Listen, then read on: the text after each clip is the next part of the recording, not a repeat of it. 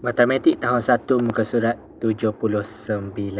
Aktiviti 2. Soalan 1. Tambah lukis manik pada dekat-dekat. Soalan A dekat sini kita boleh nampak 23 tambah 4. Jadi 3 tambah 4 sama dengan 7. 2 kita turunkan ke bawah jadi 2. Jadi jawapannya adalah 27. Kita tulis dekat sini 27. Dan untuk abakus ni, untuk puluh kita letak 2 biji, 2. So untuk sa ni kita letak 7 biji. Yang ni 7. Untuk sa, jadi 27. Soalan B. 41 tambah 5. Jadi 1 tambah 5 sama dengan 6. 4 ni kita turunkan ke bawah menjadi 4. Jadi jawapannya 46. Jadi kita tulis dekat sini 46. Jadi untuk abakus ni, untuk puluh kita letak 4 biji. 1, 2, 3, 4. Untuk sa ni kita letak 6 biji. 1, 2, 3, 4, 5, 6. So ini adalah jawapannya. Soalan C pula, 60 tambah 5. So 0 tambah 5 sama dengan 5. 6 ni kita turunkan ke bawah menjadi 6. Jadi jawapannya 65. Kita tulis dekat sini 65. Jadi untuk puluh ni adalah 6. 1, 2, 3, 4, 5, 6. 6 biji.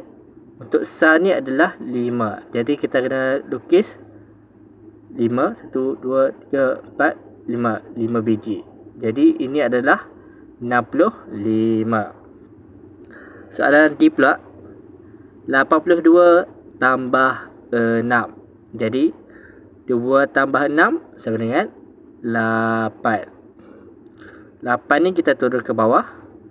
Jadi 88 jawapannya. Jadi kita tulis dekat sini 88.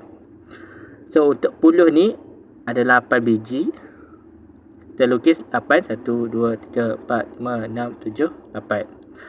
So untuk sa ni ada 8 biji juga. 1, 2, 3, 4, 5, 6, 7, 8. So jawapannya adalah 88. Soalan 2. Lengkapkan ayat matematik. Soalan A, 22. Yang ni ada 22 kotak dekat sini, kotak kecil. So ada dekat sini ada 3. Betul tak? So dekat 3 dekat sini. 22 ni dekat sini 20.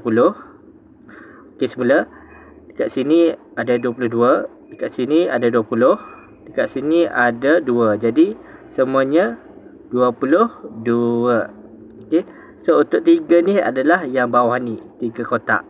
Jadi 22 tambah 3, kita tambahkan kat dalam ni 20, 21, 22, 23, 24, 25. Semuanya 25. Jawapannya 25. Kita tulis dekat sini. Soalan B. Yang ni ada 54. Betul tak? So kat sini ada 10, 20, 30, 40, 50. Dan dekat sini ada 4. 1, 2, 3, 4. Jadi 54 dekat sini. Dalam kotak ni tak tahu berapa. Dan dalam kotak ni adalah yang ini, 4. Jadi kita tulis dekat sini 4. Jadi berapa keseluruhannya? Kita tambahkan 10, 20, 30, 40, 50, 51, 52, 53, 54, 55, 56, 57, 58. Semuanya 58. Jadi jawapannya dekat sini 58. Jadi ini adalah jawapannya. Matematik tahun 1 muka surat 79.